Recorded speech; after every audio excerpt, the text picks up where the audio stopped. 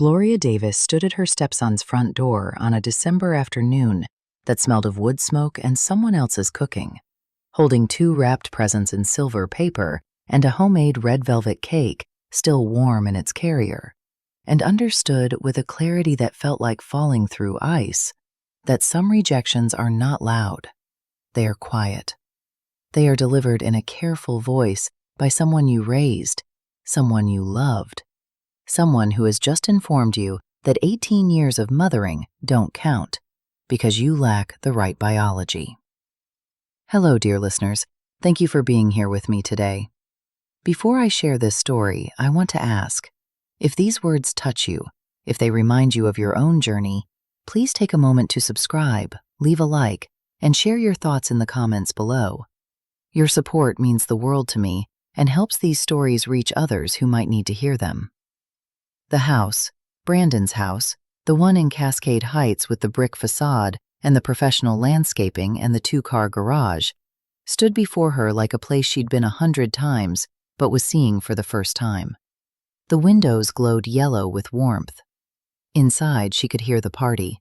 Children laughing, adults talking over each other in that particular way of family gatherings, the sound of celebration, her grandchildren's 3rd birthday party, the party she hadn't been invited to. She'd come anyway, because that's what grandmothers did. They showed up.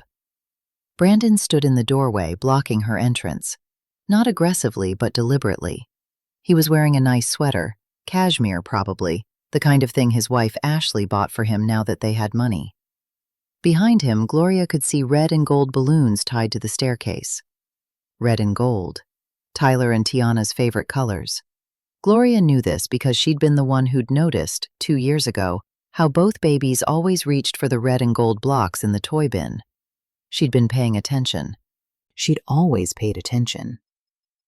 "Gloria," Brandon said, and the name landed wrong. Not Mom Gloria, like he'd called her for years. Not Ma, like he'd tried once, tentatively, when he was 23. Not even Gloria Mom, like he'd said in college, when he wanted to differentiate between her and his late mother's memory. Just Gloria.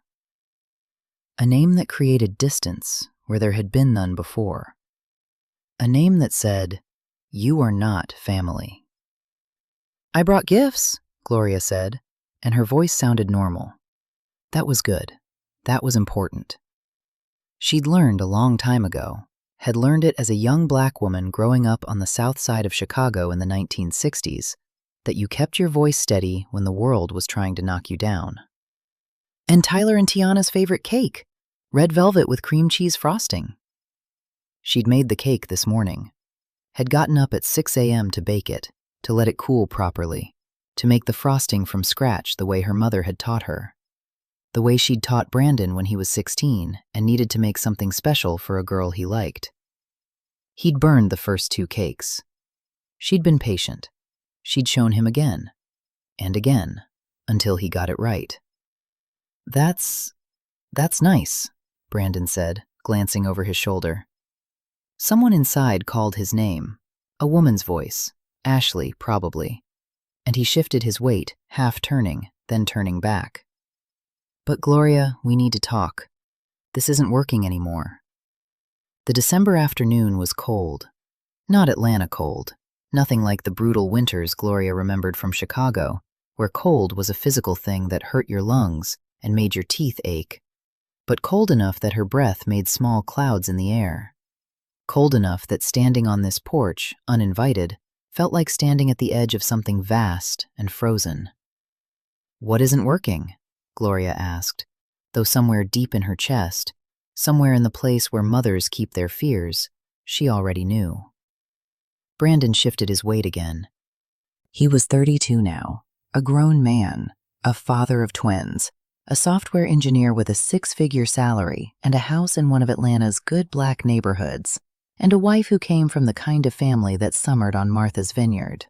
He looked uncomfortable, which was something Gloria had taught him was acceptable, to show discomfort when delivering bad news, to be human about difficult things, to lead with empathy. She'd taught him that, along with how to drive a car, how to tie a tie, how to balance a checkbook, how to ask a girl to prom without stammering, how to grieve without destroying himself. She'd taught him so many things. "The kids are getting confused," Brandon said carefully, using the voice he probably used in meetings when he needed to deliver disappointing news to a client. Professional, measured, distant. "They have a grandmother, Ashley's mother, Grandma Diane, and then there's you, and they're asking why they have two grandmothers, and Ashley's mom. She's been saying some things." "What things?" Gloria's hands tightened on the presents. The wrapping paper crinkled, a small sound that seemed very loud. "Just, she thinks it's confusing for them, having two people called grandmother. And the thing is, Gloria," Brandon looked at his shoes. Nice shoes. Expensive leather loafers, the kind he could afford now because Gloria and Walter had paid for his college, when Walter lost his job at Delta Airlines, and Brandon's college fund proved insufficient, and the boy had been about to drop out, to give up his engineering degree, to settle for less. "You're not technically their grandmother. You're my stepmother. You're Walter's wife. And that's great. I appreciate everything you've done. But it's not the same as being actual family." Something in Gloria didn't break. It froze. The world went very still. Time became elastic, stretching and thinning like taffy pulled too far.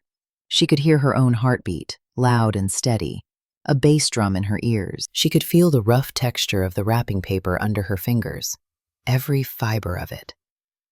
She could see the small scar on Brandon's left eyebrow, the one from when he'd fallen off his bike at 14, and she'd driven him to the emergency room at midnight, held his hand while they stitched it, whispered that he was brave, so brave.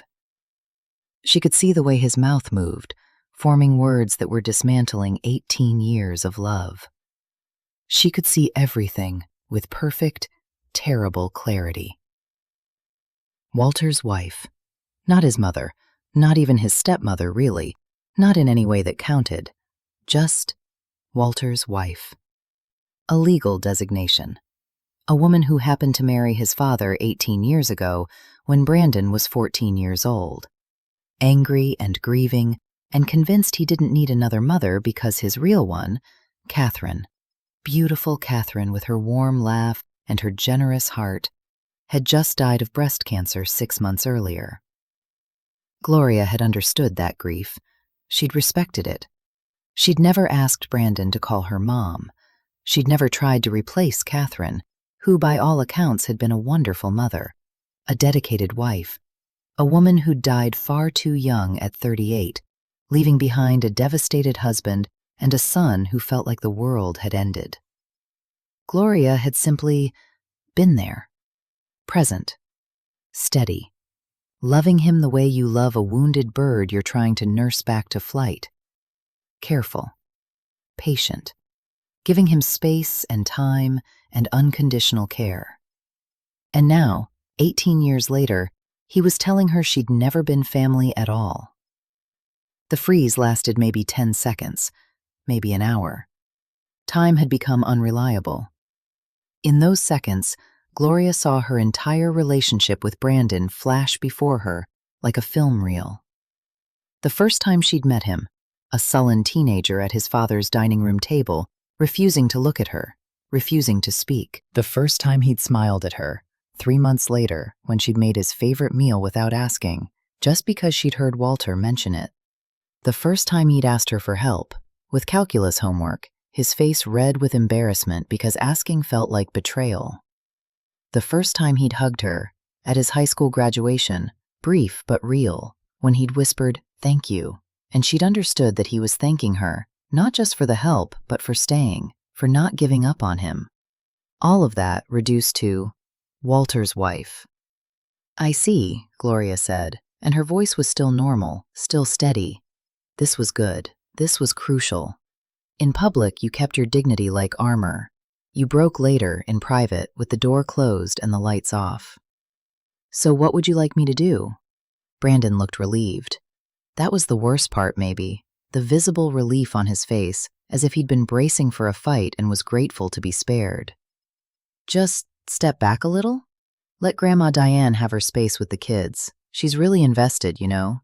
She wants to be their primary grandmother, and it makes sense, right? She's Ashley's mother. She's their actual blood grandmother. And I'm just Walter's wife. I didn't mean it like that. How did you mean it? Brandon faltered. Inside the house, someone called his name again, more urgently. Ashley, definitely. Ashley, who'd always been polite to Gloria but never warm, who'd made it clear from the beginning that her mother, Diane, with her social connections and her junior league membership and her carefully curated Instagram, was the grandmother that mattered. I just think it's better this way, Brandon said finally, and Gloria could hear the script in his words, could hear Ashley's coaching, could hear Diane's influence like poison in groundwater. Cleaner, less confusing for Tyler and Tiana. They're 3 now, they're starting to understand family structures, and we want them to have clarity about who's who. Gloria looked past Brandon into the house. She could see the balloons, the streamers, the corner of a cake table. She could see a woman in pearls, Diane, holding Tiana, bouncing her on her hip. She could see Tyler running past the doorway, chasing another child. She'd been in this house dozens of times. She'd helped Brandon and Ashley move in. She'd painted the nursery. She'd stayed overnight when the twins had come home from the NICU, helping Ashley learn to breastfeed, changing diapers, washing bottles, doing the midnight shift so the young parents could sleep. She'd been there. But being there, apparently, wasn't the same as being family. I understand, Gloria said, and handed Brandon the presents and the cake carrier. The weight left her hands. She felt lighter, emptier. Give these to the children. Tell them their grandmother sent them. Gloria. Tell them their real grandmother, Gloria said, her voice still calm, still perfectly controlled. Since I'm just their grandfather's wife, tell them Grandma Diane sent these. I'm sure she'll take credit. That's not fair. You're absolutely right, Gloria said. It's not fair. But then you've made it clear that fairness isn't the issue here. Biology is. Blood is. DNA is. And I lack the right kind of all three. She turned and walked down the steps, her back straight, her head high, every inch the hospital administrator she'd been for 35 years, the woman who'd managed crisis after crisis with grace and composure. Her heels clicked on the brick walkway. Behind her, Brandon called out something, an apology, maybe, or a justification, or a plea for her to understand. Gloria didn't turn around. She got into her car, a sensible silver Lexus, the kind of car you could afford when you'd worked hard and saved wisely and invested carefully, and drove home to the house she shared with Walter in Collier Heights. She made it all the way home before she started shaking. Gloria had met Walter Davis on a Tuesday. It was 18 years ago, almost to the day. She was 43, divorced for 5 years, childless by cruel biology rather than choice, working 60-hour weeks as assistant administrator at Grady Memorial Hospital, because work was the thing that filled the space where a family should have been. He was 47, widowed for 6 months, drowning in grief, trying to raise a devastated teenage son while working at Delta and failing at both. They'd met at a grief support group at Ebenezer Baptist Church. Gloria had gone because her therapist suggested it, not for her divorce, which she'd processed, but for the children she'd never had, the family she'd never built. Walter had gone because his sister had dragged him there, insisted he needed to talk to someone before the grief killed him the way cancer had killed Catherine. They'd sat in folding chairs in the church basement, drinking bad coffee from styrofoam cups, and not spoken to each other for 3 sessions. On the 4th session, they'd happened to walk out at the same time. It was raining. Neither had an umbrella. They'd stood under the church awning, watching the water come down, and Walter had said, "Some days I don't know how to breathe." Gloria had understood exactly what he meant. They'd started meeting for coffee after the sessions. Just coffee, just talk. 2 broken people figuring out how to keep living. Walter told her about Catherine, how they'd met at Morehouse and Spelman, how she'd been the love of his life, how watching her die had been the worst thing he'd ever experienced. How his son Brandon was so angry, so lost, refusing therapy, refusing to talk, just retreating further and further into silence. Gloria told him about her marriage, how it had ended not with drama, but with the slow realization that her ex-husband resented her for the children they couldn't have. How he'd left her for a younger woman who got pregnant within months. How she'd built a life alone, but sometimes the silence of her apartment felt like drowning. They became friends first, real friends, the kind where you could call at 2 a.m. when the grief was too heavy, and the other person would answer and just listen. 6 months later, Walter asked her to dinner. A real date. She'd been terrified. "I have a son," he'd said over catfish and grits at Pascal's. "He's 14. He's angry. He doesn't want a new mother. He might never want one."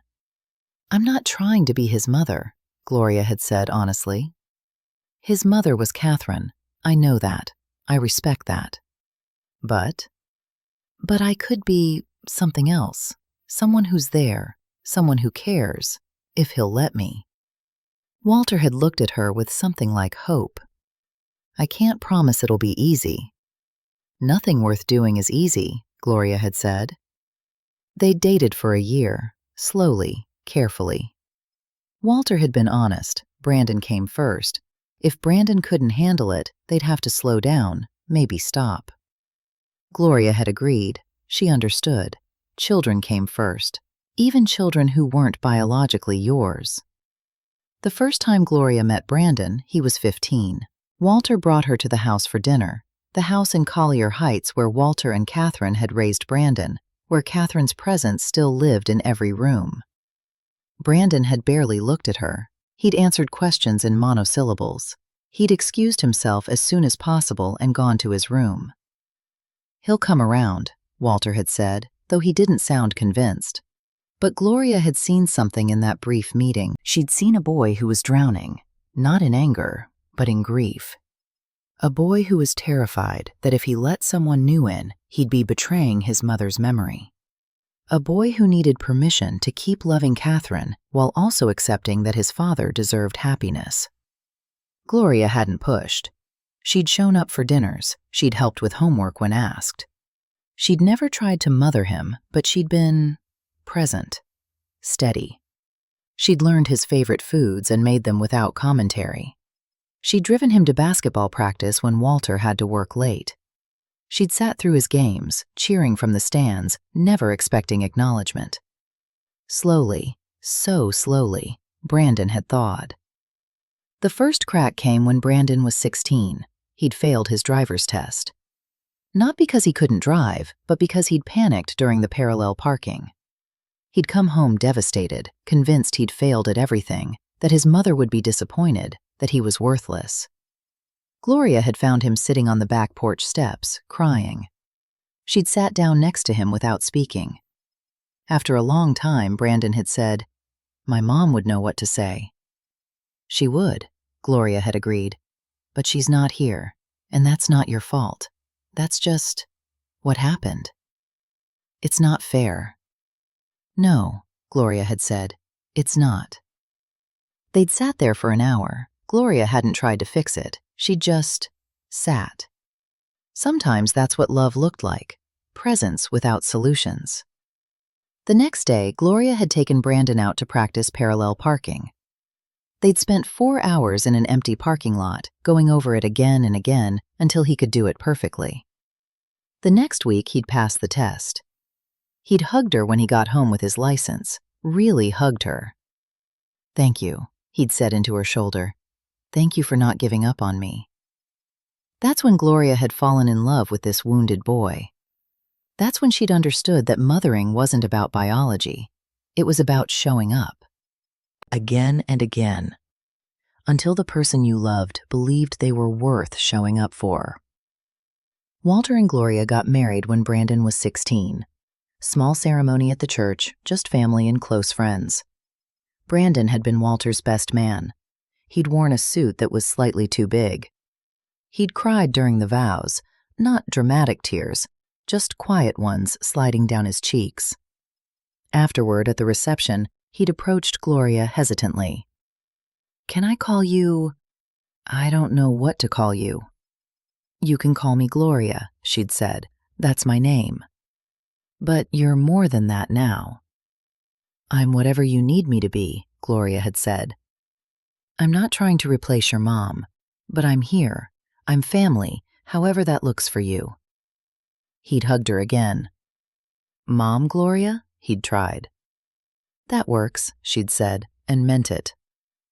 The years that followed had been good. Not perfect, raising a teenager never was, but good. Gloria and Brandon had found their rhythm. She'd helped him with college applications. She'd driven him to campus visits. When he got into Georgia Tech for engineering, she'd cried harder than Walter had. When Walter lost his job at Delta during the recession, laid off after 25 years, his pension slashed, their savings depleted, it was Gloria who'd stepped up. She'd taken a loan against her retirement account to keep Brandon in school. She'd worked overtime. She'd made it work because family takes care of family. Brandon had never known the details. She and Walter had agreed not to tell him, didn't want him to feel guilty, didn't want him to offer to drop out. But Gloria had paid, nearly $50,000 over 4 years. She'd paid gladly, because he was her son. Not biologically, but in every way that mattered. Or so she'd thought. The first sign of trouble came last Thanksgiving. The plan had been the same as always. Brandon and Ashley and the twins would come to Gloria and Walter's house for Thanksgiving dinner. Gloria would make her cornbread dressing and her sweet potato casserole and her famous pecan pie. They'd eat too much and watch football, and the twins would fall asleep on the couch, and Brandon would carry them to the car, and it would be family. Simple. Good. 2 days before Thanksgiving, Ashley had called. Not Brandon. Ashley. "Gloria, we need to talk about Thanksgiving," Ashley had said, her voice bright and professional in that particular way that meant bad news was coming. "My mother really wants to host this year. She doesn't get to see the twins much, and she's feeling a bit left out. So we're going to do Thanksgiving at her place. Family only. You understand." Gloria had been standing in her kitchen, holding a bag of pecans she'd just bought for the pie. "Family only," she'd repeated slowly. "You know what I mean, blood relatives. It's just easier that way, less confusing for the kids. The twins are 3 years old. They call me Grandma Glory. How is that confusing?" "Well, that's part of it," Ashley had said, and Gloria could hear the script now, could hear Diane's poison. "They shouldn't be calling you grandmother. It's not accurate. My mother is their grandmother. You're Brandon's stepmother. I've been in Brandon's life for 18 years. Which is wonderful, really. We appreciate everything you've done, but we're trying to establish clear boundaries now, clear family structures. I hope you understand." Gloria hadn't understood, but she'd said yes anyway, because what else could she say? She'd spent Thanksgiving with Walter, just the two of them, eating takeout Chinese and pretending it was fine. It wasn't fine. Christmas had been worse. Brandon had texted, not called, texted, to say they'd be spending Christmas with Ashley's family. "Grandma Diane is flying in from Virginia. It's going to be a full house. We'll catch up with you guys after the holidays." They hadn't caught up. January came and went. February, March. Tyler and Tiana's 3rd birthday was in December. Gloria had sent a text in November asking about plans. No response. She'd called. Voicemail. She'd finally shown up at Brandon's house one evening in early December, worried something was wrong. Ashley had answered the door. "Oh, Gloria, hi. I've been trying to reach you about the twins' birthday. I wanted to know what you needed, if I could help plan." "We've got it covered," Ashley had said, not unkindly, but firmly. "Diane is handling most of it. She's really stepped up. It's been such a blessing." "I'd like to help too." "That's sweet, but honestly, we have enough help. Too many cooks, you know?" "I'm their grandmother," Gloria had said, and heard the desperation in her own voice, hated it. You're Brandon's stepmother, Ashley had corrected gently. There's a difference. That's when Gloria should have known. That's when she should have understood what was coming. But she'd shown up anyway that December afternoon, with presents and cake and hope, standing at Brandon's door like a fool. The house was quiet when Gloria arrived home from Brandon's that day. Walter was at his Thursday golf game, wouldn't be home for another 2 hours. Gloria set her purse on the kitchen counter, the marble counter she and Walter had installed 5 years ago, the one she'd chosen because it reminded her of her grandmother's house, and stood very still in the afternoon light. The light was strange at this time of day, thin, gray. December light in Atlanta, not quite cold enough to feel like winter, but lacking the warmth of any other season. It fell through the kitchen window in slanted lines, illuminating dust motes that drifted like tiny galaxies. Gloria watched the dust drift and felt, for the first time since standing at Brandon's door, the freeze beginning to thaw. And underneath it, something else. Something that felt like grief but burned like rage. 18 years. She'd moved into this house 18 years ago as a new wife, a new stepmother, a woman trying to blend her life with Walter's and make space for a grieving teenage boy who didn't want her there. The house had been full of Catherine's things then, her dishes still in the cabinets, her curtains on the windows, her choice of paint colors on the walls, her ghost in every room. Gloria had moved through those early years so carefully, changing things slowly, always asking Brandon's permission, always respecting the memory of the woman who'd come before. She thought she was building something, a family, a new kind of love, the kind that wasn't diminished by being second, by being chosen rather than born into. She'd been wrong. Gloria walked slowly to the guest room, her office now, the place where she kept files and records and the organized evidence of a life lived responsibly. She opened the filing cabinet, the one with the lockable drawers, and pulled out a box labeled Brandon in her neat handwriting. Inside were 18 years of receipts. She'd kept them not out of suspicion or calculation, but out of habit. Gloria kept records of everything: tax documents, medical bills, major purchases. It was how she'd been raised. Her mother, who'd cleaned houses in Chicago, had taught her, keep your receipts, keep your records, keep proof that you were here, that you mattered, that you existed. Gloria laid the receipts out on the desk, one by one, creating a paper trail of love translated into dollars. College tuition, Georgia Tech, 2006 to 2010, $47,000.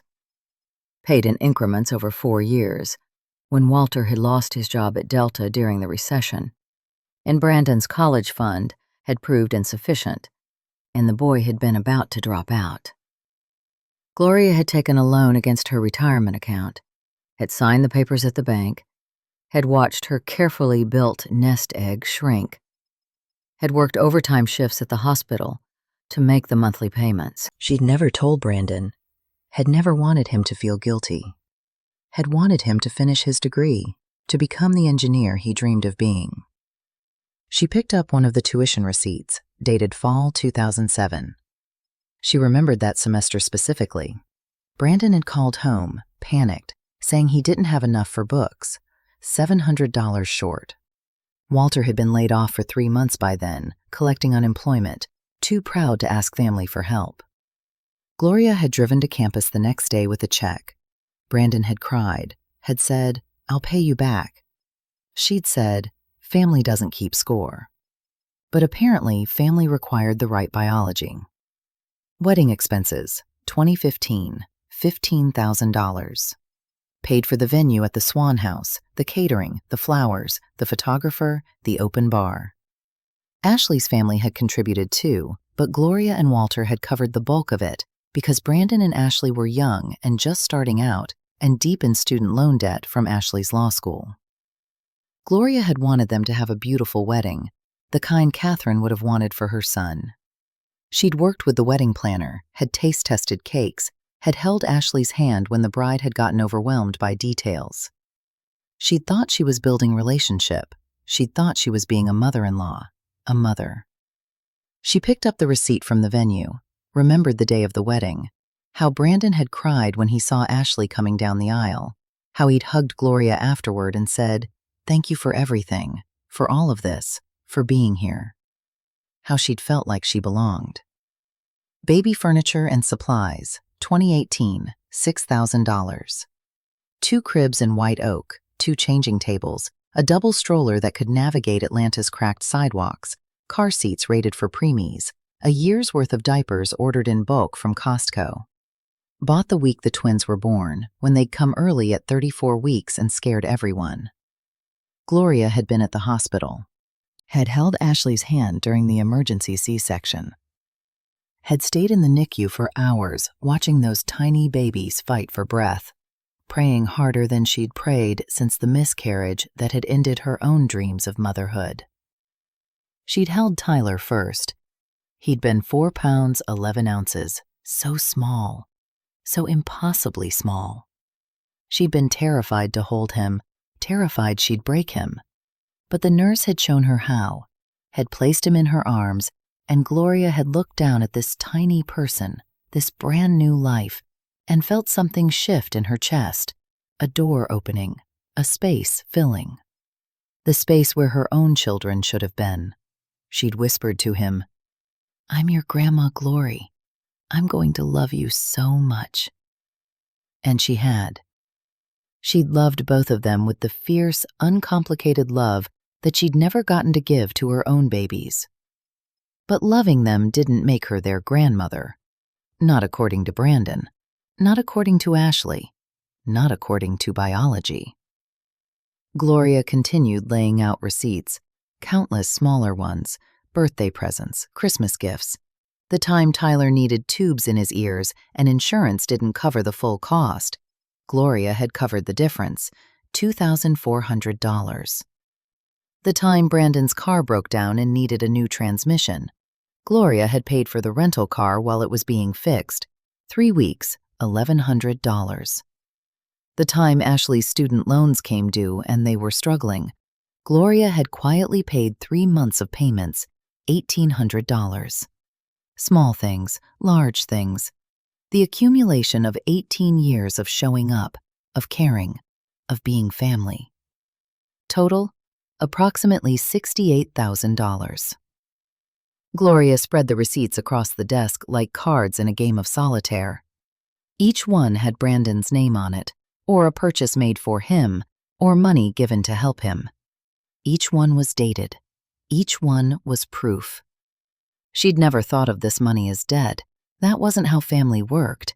Family helped each other. Family lifted each other up. The money had flowed, naturally, gladly, the way resources should flow between generations.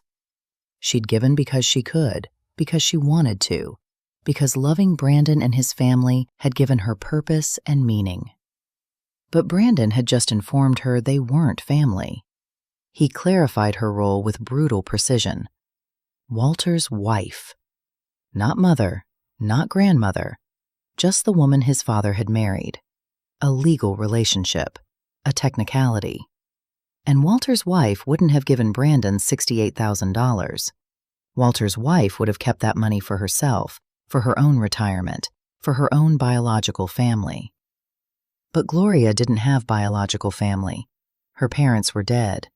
Her brother lived in California, their relationship polite but distant. She'd never had children of her own. 3 miscarriages and then a hysterectomy at 38 had ended that dream. Brandon's entrance into her life had felt like an unexpected gift, a second chance at motherhood, a chance to love a child, even if that child wasn't biologically hers. She'd been so grateful for that gift. She'd cherished it. She'd poured everything into it. And now it had been returned, unwanted, with a note that read, "Not real family." Gloria sat down at the desk, the receipts spread before her like evidence at a trial. She opened her laptop. Her hands were steady now. The freeze had melted into something else, something cold and clear and certain. She pulled up a document template. She began to type.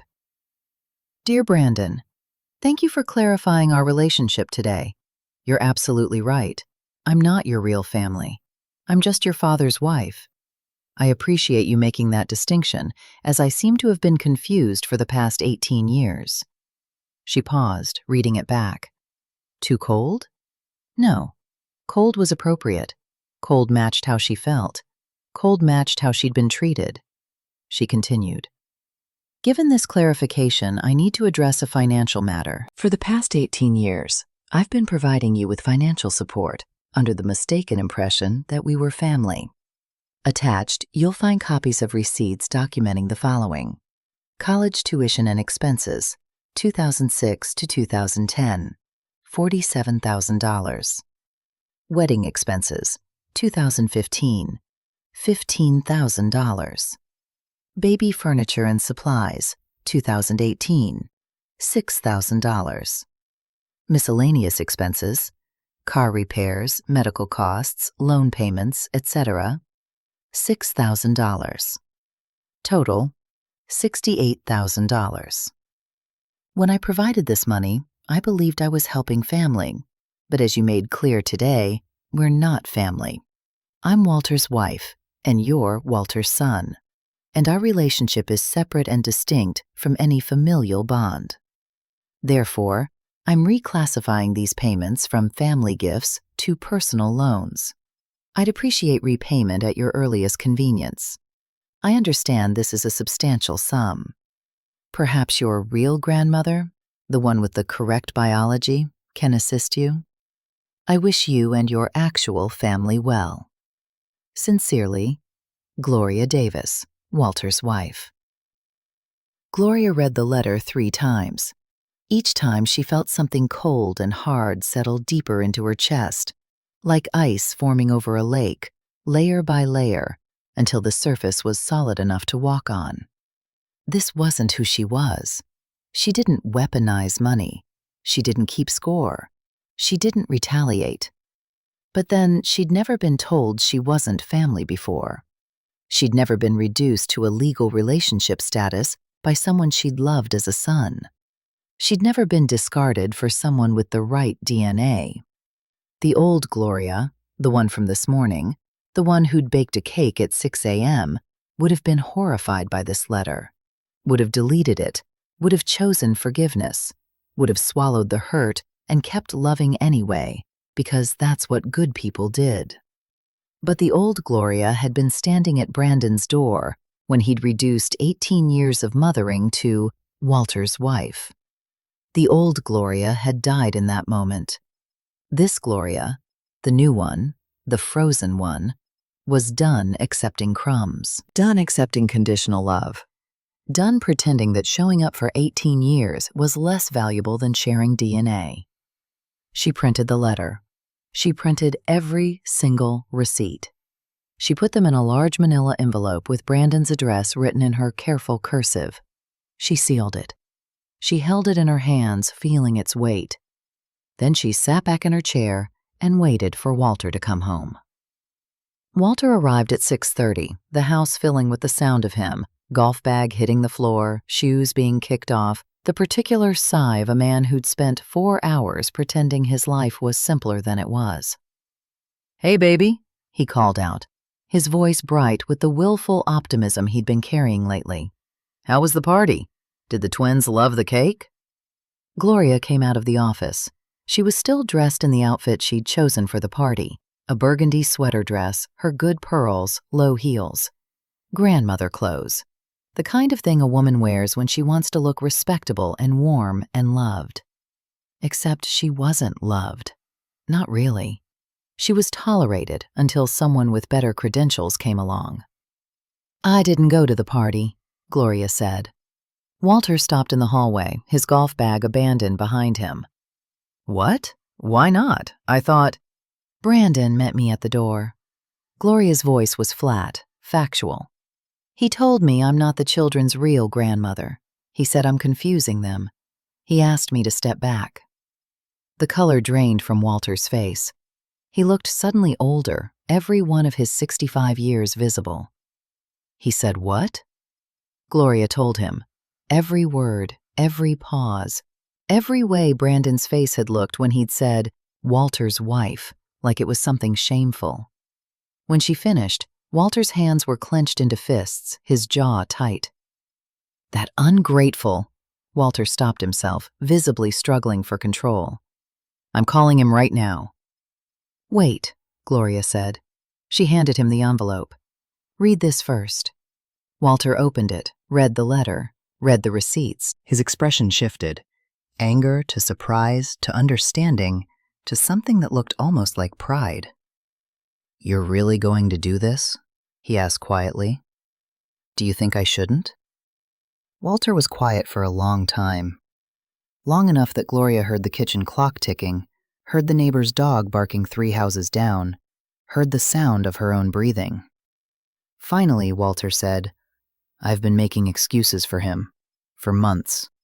Every time you mentioned feeling pushed out, I told you that you were reading too much into it, that he was just busy, that Ashley's mother was just excited. But you weren't reading into it. You saw what was happening before I did." "Walter, let me finish." His voice was rough. "I told myself that blood didn't matter, that what you'd built with Brandon was real.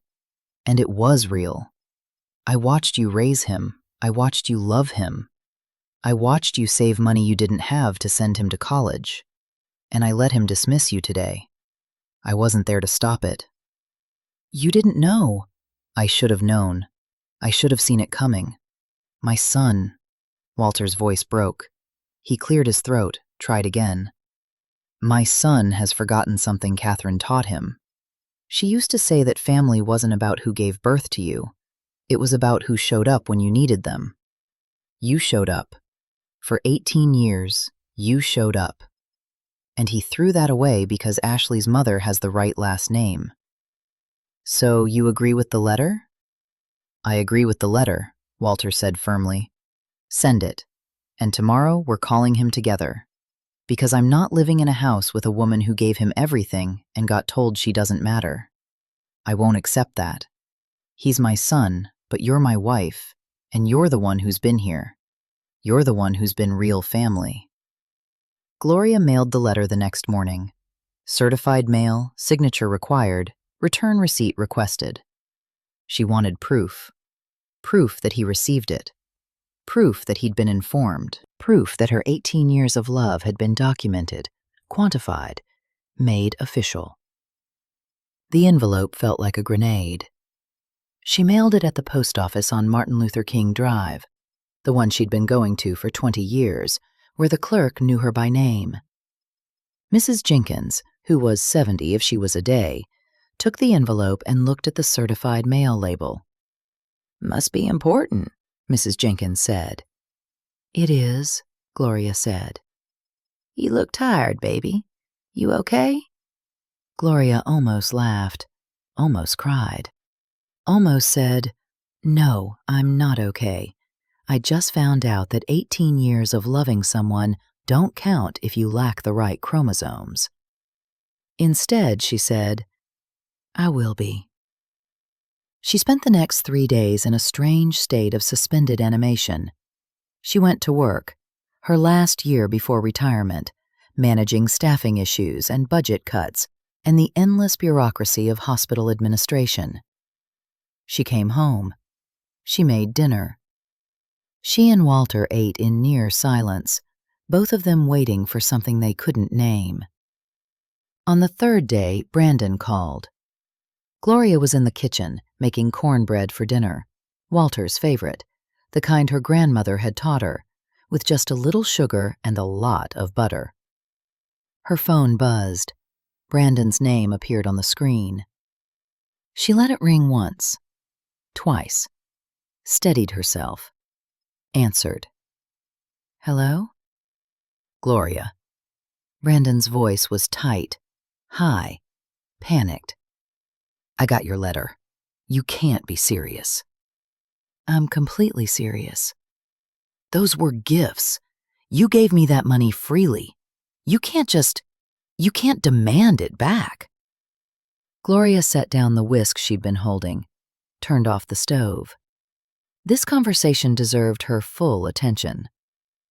I gave that money to family, she said calmly. But as you clarified on Tuesday, we're not family. So those weren't gifts. They were loans, and I'd like them repaid. I don't have $68,000. His voice cracked. Where am I supposed to get that kind of money? I have a mortgage, student loans, 2 kids.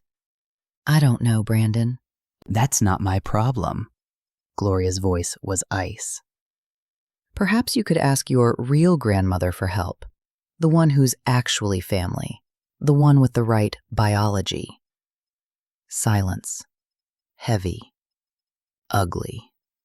Then, this is insane. You're being vindictive. You're trying to punish me. I'm being clear about our relationship, Gloria said.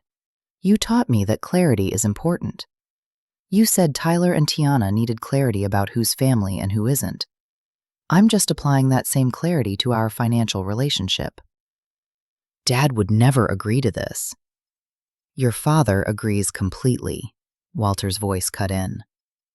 Gloria hadn't put the phone on speaker, but Walter had picked up the extension in the bedroom. He'd been listening, waiting for his moment.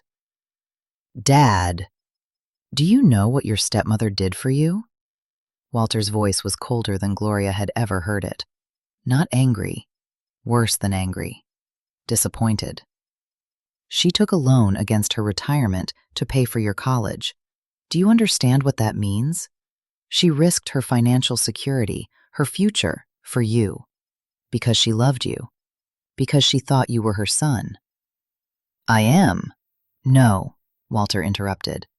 According to you, you're not.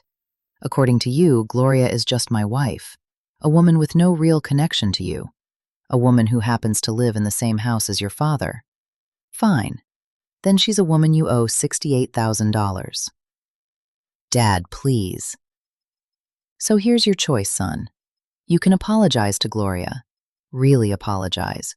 Get down on your knees if you have to. You can tell your wife and her mother that Gloria is your mother and your children's grandmother. You can fix this. You can remember what your real mother, Catherine, taught you about what family means. The invocation of Catherine's name hit like a weapon. Gloria heard Brandon's breath catch. Or, Walter continued, his voice hard, you can pay the $68,000. Those are your options, because I'm not living in a house with a woman who gave you everything and got told she's not family. I'm not going to watch you disrespect her like that. You want to talk about real family? Real family doesn't throw away the people who raised them because someone else has the right DNA. The line went quiet. Gloria could hear Brandon breathing, fast, shallow, the breathing of someone in panic.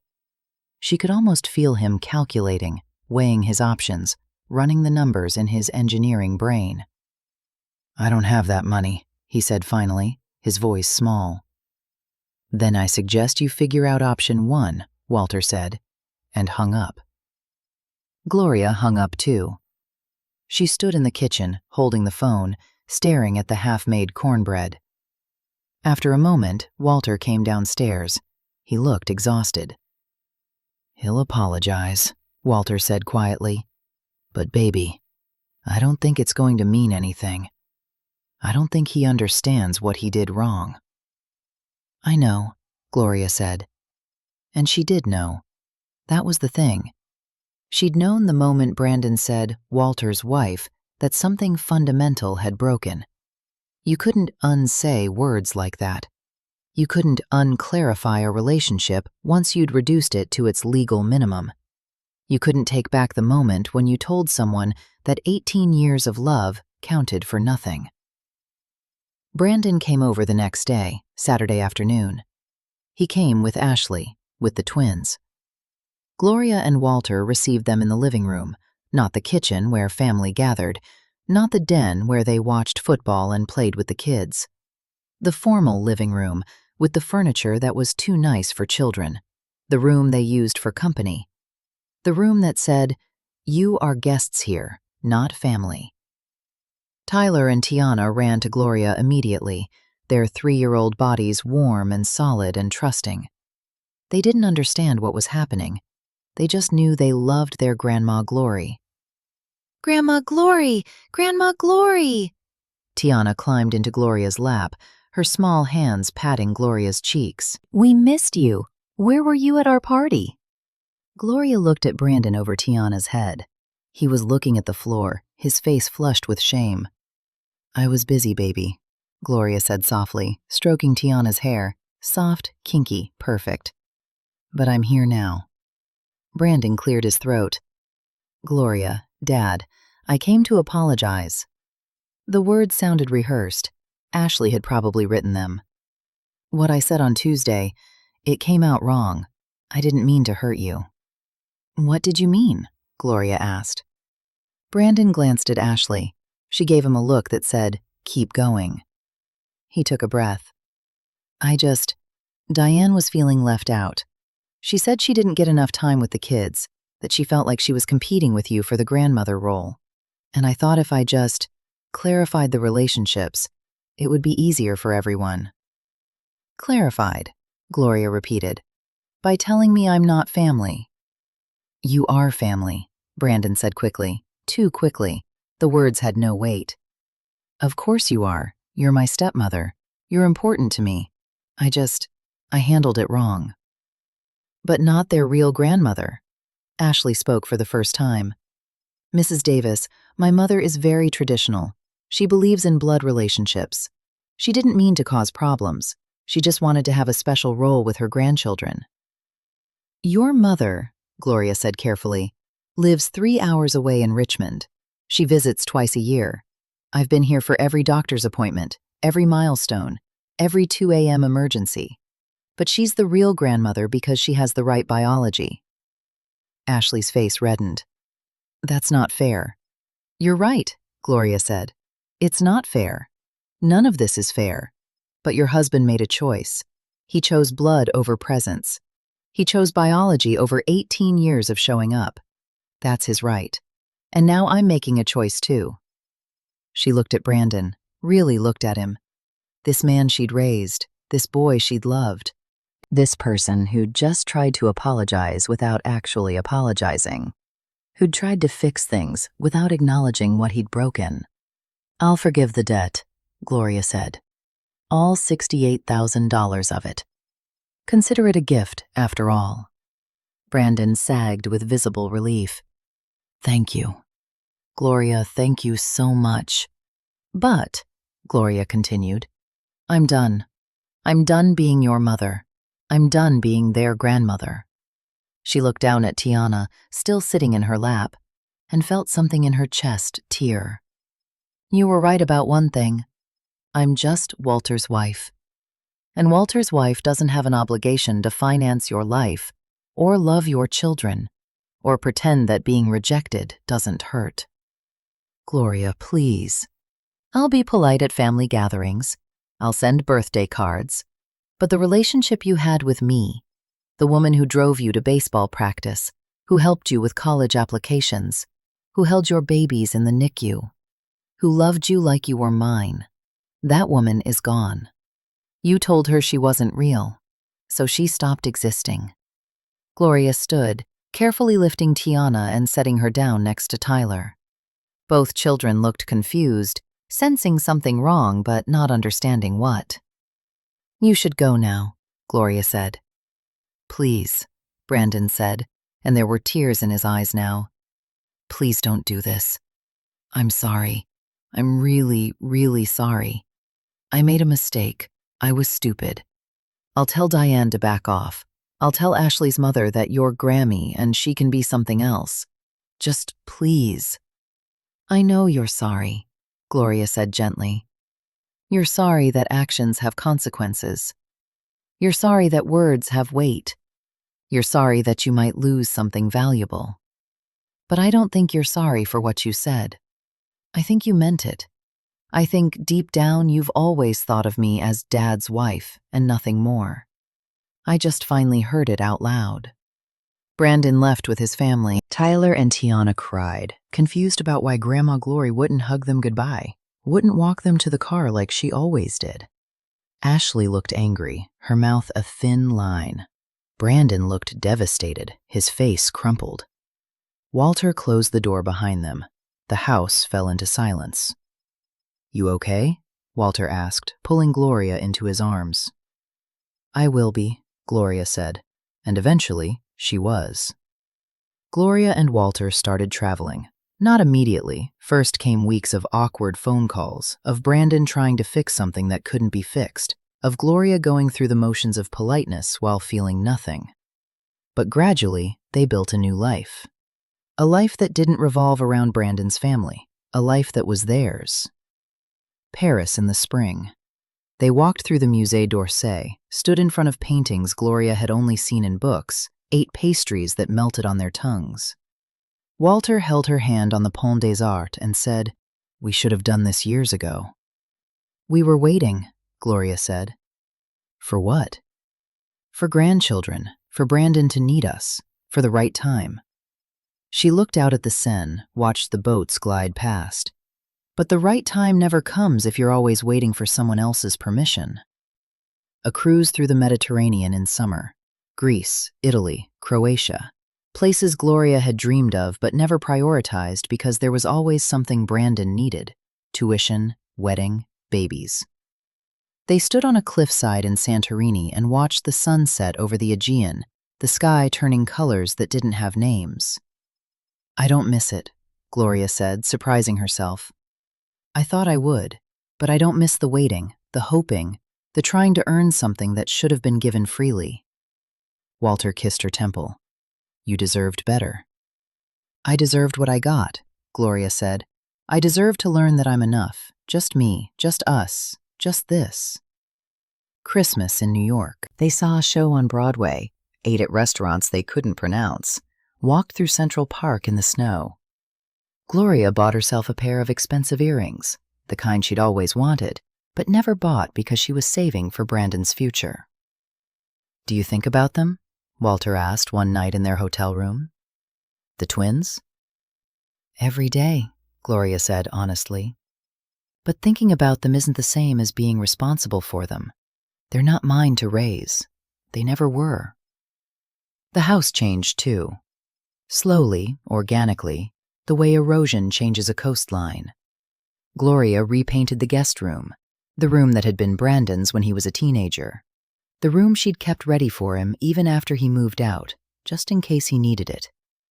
She painted it a deep teal, the color of the ocean in her grandmother's paintings.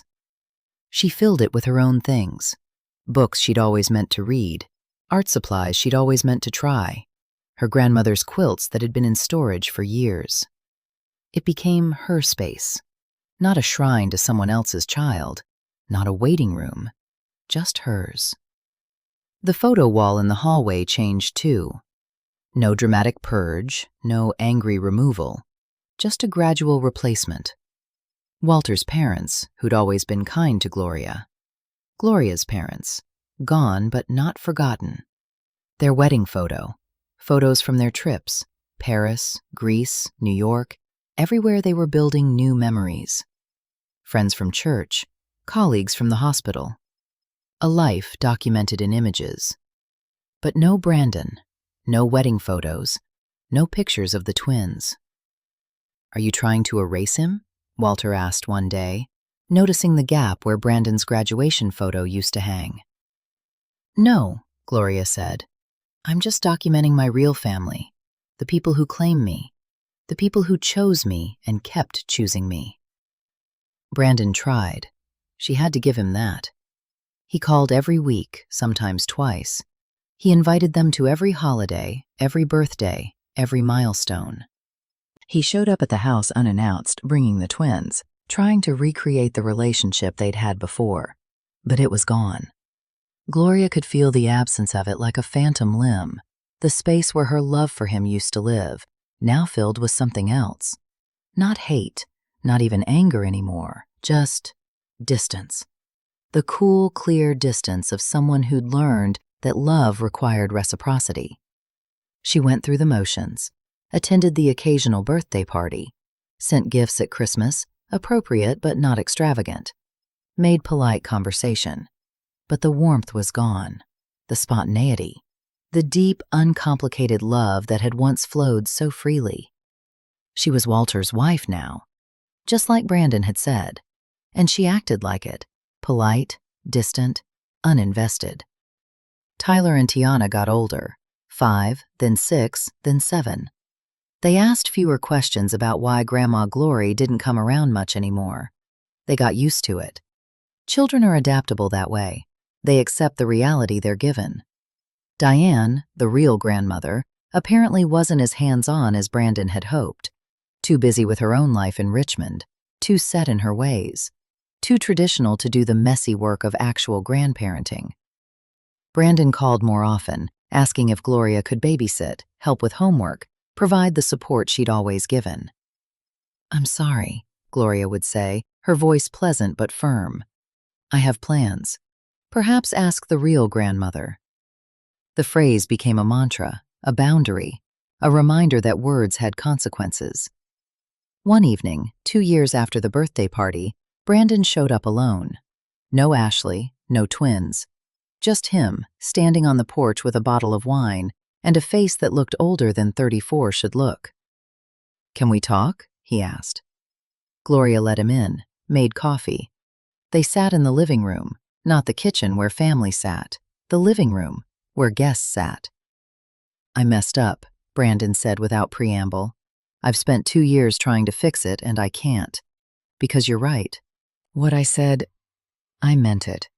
I did think of you as Dad's wife instead of my mom. And I didn't realize what I had until I lost it." Gloria sipped her coffee, said nothing. "Diane barely calls," Brandon continued. "She came for Christmas last year and spent the whole time on her phone, talking about her book club and her volunteer work and her friends. She doesn't know what the twins like to eat. She doesn't know what grade they're in. She doesn't love them the way you did." "Did," Gloria repeated, past tense. "Do," Brandon corrected desperately. "The way you do. I know you still love them. I can see it when you look at them, in your eyes. You can't just turn that off." "You're right," Gloria said. "I can't turn it off. I do still love them. But love isn't enough, Brandon. I loved you for 18 years. I loved you when you were angry and grieving and pushing everyone away. I loved you through college and your wedding and the birth of your children. I loved you unconditionally, the way a mother loves a son. But the moment someone with the right DNA showed up, I became disposable.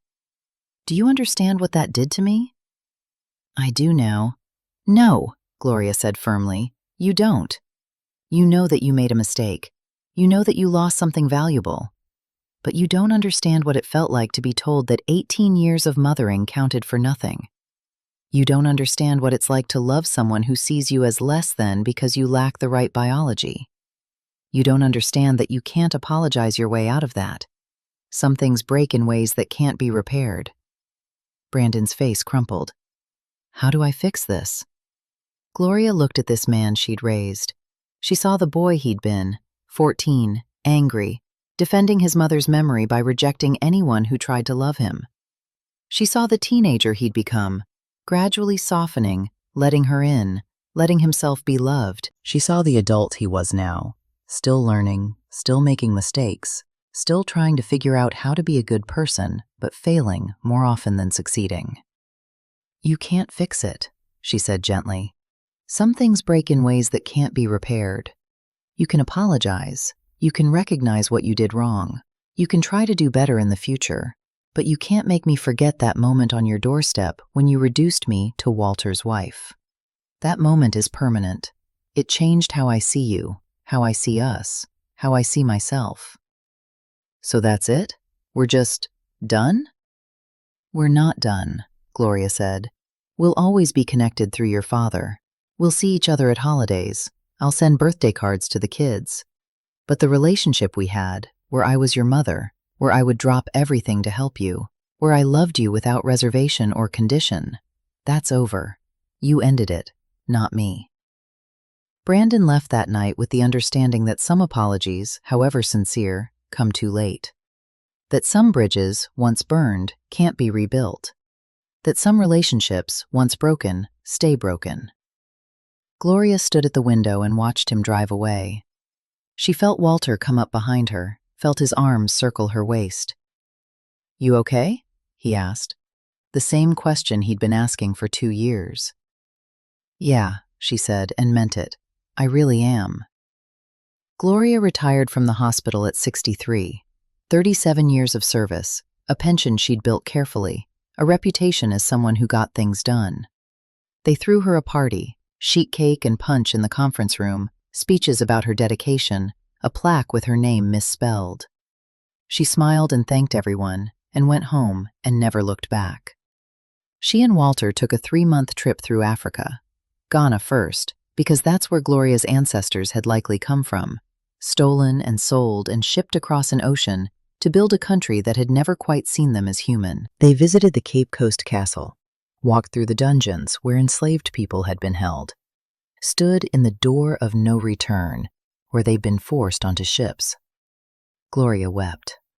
Not prettily, not quietly. She wept for ancestors she'd never known, for lives interrupted, for families torn apart, for the long, brutal history of Black people loving their children and having those children taken away. Walter held her hand and wept with her. In Senegal, they visited the House of Slaves on Gorée Island, another door of no return, another site of unimaginable horror. The tour guide talked about how families had been separated, how mothers had been ripped from children, how love had been treated as irrelevant in the face of profit. "Family isn't about blood," the tour guide said in accented English. "Family is about who claims you, who fights for you, who refuses to let you go." Gloria thought about Brandon, about how she'd fought for him, about how he'd let her go anyway. In South Africa, they stood on Table Mountain in Cape Town and watched the sun set over 2 oceans, the Atlantic and the Indian, meeting in a line of foam and blue. The light was extraordinary, painting everything gold, making the world look new. "I feel alive," Gloria said. "You are alive," Walter said. "For the first time in years, you're not waiting for someone else's permission to exist." When they got back to Atlanta, there was a card waiting, Brandon. Inside, a photo of Tyler and Tiana, now 8 years old, holding a sign that said, "We miss Grandma Glory." Gloria looked at the photo for a long time. The twins had grown. Tyler had lost his 2 front teeth. Tiana's hair was in braids now, intricate cornrows that Gloria used to do for her. They looked happy, healthy, loved. But they weren't hers. They'd never been hers. She'd just been borrowing them for a while, until someone with better credentials came along. Gloria put the card in a drawer. Not on the fridge like she used to. Not in the trash like Walter thought she might. Just in a drawer. Acknowledged, but not displayed. "You going to call them?" Walter asked. "Maybe," Gloria said, "but not today. Not today. Not tomorrow. Maybe not ever." Because Gloria had learned something important in the past 2 years. She'd learned that you could grieve a relationship without regretting the love you'd given. She'd learned that being rejected by someone you loved didn't mean you'd been wrong to love them. It meant they'd been too limited, too wounded, too small to receive it properly. She'd learned that she was enough. Just Gloria. Just Walter's wife. Just herself. She didn't need to be anyone's mother or grandmother to have value. Her worth wasn't dependent on someone else's recognition. Her life wasn't less meaningful because she lacked biological children. She'd spent 43 years believing she was incomplete without motherhood. She'd spent 18 years trying to fill that hole with Brandon. But she'd been complete all along. She just hadn't known it. Some wounds heal, some don't. The trick, Gloria had learned, was knowing the difference. Knowing when to keep trying and when to let go. knowing that walking away from someone who hurt you wasn't the same as giving up. Sometimes it was survival. Sometimes it was self-respect. Sometimes it was the only way to stop betraying yourself. She'd survived. More than that, she'd thrived. At 63, she was healthier, happier, and more at peace than she'd been at 61. She had a life filled with people who chose her, who saw her, who understood that family was what you built with intention and care, not what you inherited through biology. Brandon could be part of that family if he wanted, but only if he understood that Gloria wasn't a supporting character in his story. She was the protagonist of her own. And protagonists, Gloria had learned, get to decide their own endings. She chose an ending where she wasn't waiting anymore, where she wasn't hoping for scraps of acknowledgement from people who saw her as less than, where she was free to live her life without apology, without explanation, without the weight of someone else's rejection. Some days she still thought about the twins, wondered what they were learning in school, if Tyler still loved dinosaurs, if Tiana still refused to eat anything green, if they remembered her, or if she'd become just a vague memory, that woman who used to be around before Grandma Diane decided she shouldn't be. But those thoughts came less often now, and when they came, they didn't hurt as much. They were just thoughts, just memories of a life she'd lived before she learned to live for herself. Gloria and Walter bought a small house in the mountains of North Carolina, a weekend place, somewhere to escape the Atlanta heat. They spent long weekends there, sitting on the porch, watching the sun set over the Blue Ridge, reading, talking, being quiet together. One evening, as the light turned gold and the air cooled, Walter said, "Do you regret it? Any of it?" Loving Brandon? Gloria thought about it. No, I don't regret loving him. I just regret believing that love was enough. I regret not protecting myself better. You shouldn't have had to protect yourself from your own son. He wasn't my son, Gloria said quietly. That's the lesson. He was never my son. I was just someone who loved him. And love without reciprocity is just noise. The sun set. The sky turned purple, then indigo, then black. Stars appeared, more stars than you could see in Atlanta, so many stars that the sky looked crowded with light. It's beautiful, Walter said. It is, Gloria agreed. And it was. The world was full of beauty. You just had to stop looking for it in people who couldn't see you. You had to stop waiting for permission to claim your own life. You had to stop believing that your worth was determined by someone else's love. Gloria had stopped, and in stopping, she'd found something better than she'd lost. She'd found herself. Whole. Complete. Enough. Just herself. Just Walter's wife. Just Gloria. And Gloria, it turned out, was plenty. I'm really glad you're here and that I could share my story with you. If you liked it, show me by liking the video and subscribing to my channel. Let's see how many of us there are. Write in the comments which city you're watching from and what time it is. I'm so curious to know where all you wonderful people are tuning in from. If you want to support me a little extra, you can also send a small donation. I share new life stories for you every single day. And now, 2 of my most popular stories will pop up on the screen, so you can choose what to watch next.